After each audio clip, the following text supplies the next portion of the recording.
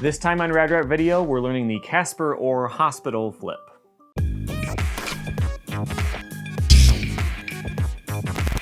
Welcome to Rad Rat Video, where 3 times a week we learn something new about skateboarding. From trick histories to game reviews to answering your questions on Ask Rad Rat. You can learn all kinds of different stuff, including tricks themselves here on the Shred School, so subscribe so you don't miss out on anything like that coming up. Today we are talking about the Casper / hospital flip.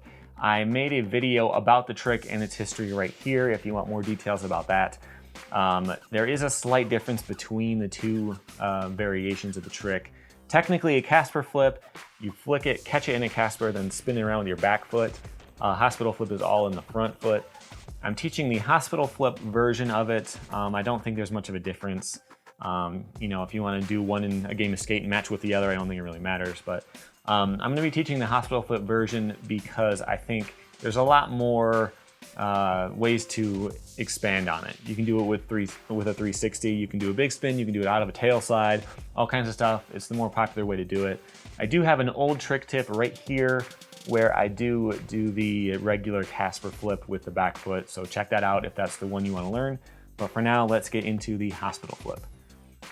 So for me, kind of a weird thing is I do these switch. It's not because it's harder. For me, it's actually a lot easier. Something to keep in mind if you're having some trouble, maybe try some switch. I don't know if it's going to translate to you. That might be just me. But trying it switch or maybe nollie would be a good way to go. Just try them both at first and see which one feels better. But let's get into the trick. All you really need to be able to do is kickflip and shove it. That's really all the steps, like all the building blocks you're going to need to put this one together. But it is a little bit tougher than either of those, quite a bit. So what I do with my front foot is right about here. I put it not quite touching the bolts, maybe a little bit behind. The thing is, after the board flips, you're catching the nose and pulling it back. So you do want it to be pretty close to the nose. You can work on that, you can tweak it a little bit. To me, it feels a lot different to be right here versus like right here.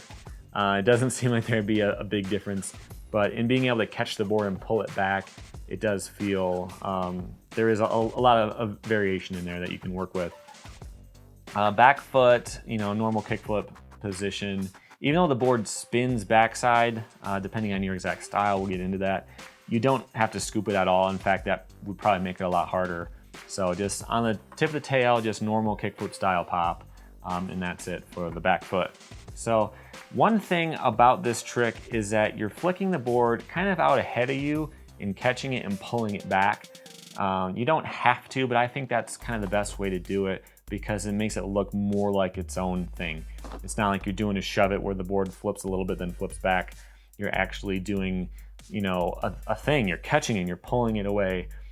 So that's the style I do. And one way to really get that to work is to have your weight a little bit further back than you should. And that's kind of dangerous. It's a little bit tough to find that right balance to get in the exact right spot. But if your weight is a little bit further back when you pop the kickflip, you might kind of slip out a little bit and then you have more of a chance to really grab onto it that way. It's something to play with. You want to be very careful with that. It's really tough to get both feet on if your weight's too far back. So you might find yourself doing the trick over and over and over and never landing it. So that's just kind of be careful with that. I think that's one reason why the switch one is easier for me because my weight balance is a little bit shaky in switch. I don't do switch very much. I made a whole video about my thoughts on switch. I think it's cool. I almost never do it. So that's might be one of the reasons that works for me better. So your feet are like that. You pop the board like a normal kickflip, but it doesn't feel much like a normal kickflip. It's not going to look like this in the video very much, but it feels like I flick straight down then go straight up. And the way you've been doing kickflips for a long time, although you're kind of inputting that command to your foot, you're so used to doing the flick that it's going to kind of be a hybrid of those two things. For me, I seriously think I'm doing this just straight down, but I'm really not. So sometimes you got to try to trick yourself. Thing is, you're used to flicking and being above the board the whole time. You actually have to flick below the board, which can be pretty tough if you've been skating for years and years and you've trained yourself never to mob. Now you're kind of doing it on purpose. All right, so You pop the board, you flick it, feeling like it's straight down, and it'll start to do this. What's gonna happen is that your foot's gonna be like this, and the board will hit your ankle. And if you try this trick for a long time, like I do, trying to film a bunch of different angles, you can hit your ankle a lot of times and kind of get sore. But that's kind of what happens. The board will just hit your foot right there. And the thing is, that really helps because there's really nowhere else for the board to go.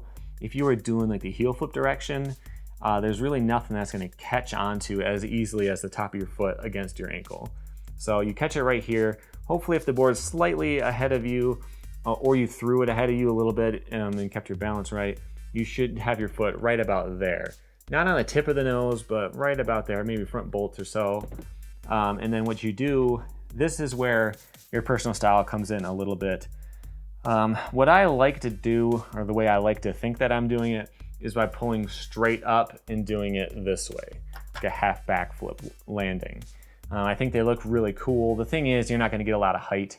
If you watch mine, the tail is always like right next to the ground, just because of the way, you know, the board's up here, but it's also like just barely off the ground.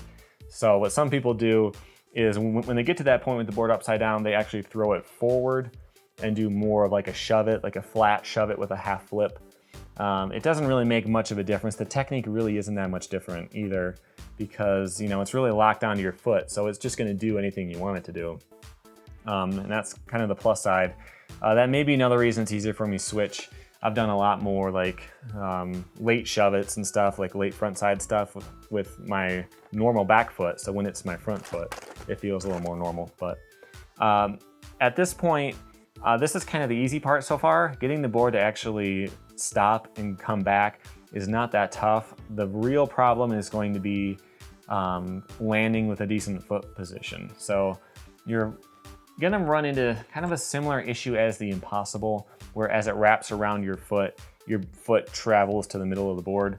So your foot's about here, you flip it backwards, and it's gonna end up like that, right? And it's kind of tough because you don't have a ton of air time. I mean, I'm doing them switch again, so I'm barely getting off the ground, but you know, you have to flip it, pull it back, and you don't have a ton of time to really adjust that foot position. So with this one, it doesn't really matter if it wraps like an impossible, but even if you tip it back, you're gonna end up landing about like here. For me, the hardest thing is getting my back foot on, just because you're so focused on that front foot and you're doing this stuff over here, you're not really thinking about where your back foot is. So that just comes with practice. You just gotta get out there and keep doing it. And at some point, it'll, you know, the wrap part will start to feel more natural and you won't have to think about it as much, and you'll be able to focus more on your body positioning and how you're gonna land it. So you flip the board around, you land it, hopefully you're in decent foot position, hopefully you didn't lean too far back, hopefully you didn't push the board too far away from you, and you're gonna land it. If you're having a lot of trouble, especially with the foot position on the landing, try them nollie or fakie, I guess. Because I think most people be fine in their normal stance. If you try it fakie, you're kind of pulling it with you the way you go. A lot of people do Caspers, like normal freestyle Caspers. You know, when you land it, it kind of naturally goes fakie anyway. So if you're doing this trick, fakie, it might kind of feel a little bit better. So that's something else to keep in mind if you're having trouble. So that's how you do the trick. What you're gonna see now is all the different angles I filmed of it. That should help even more than anything I have to say about the trick. So check those out right now. After that, what you're gonna see on screen is all the trick tips I've done before. I have a playlist of those that you can check out, and other videos I've done recently as well. Also, tap my logo on screen right there so you can subscribe, and that way you can keep learning new things about skateboarding 3 times a week. Thank you for watching.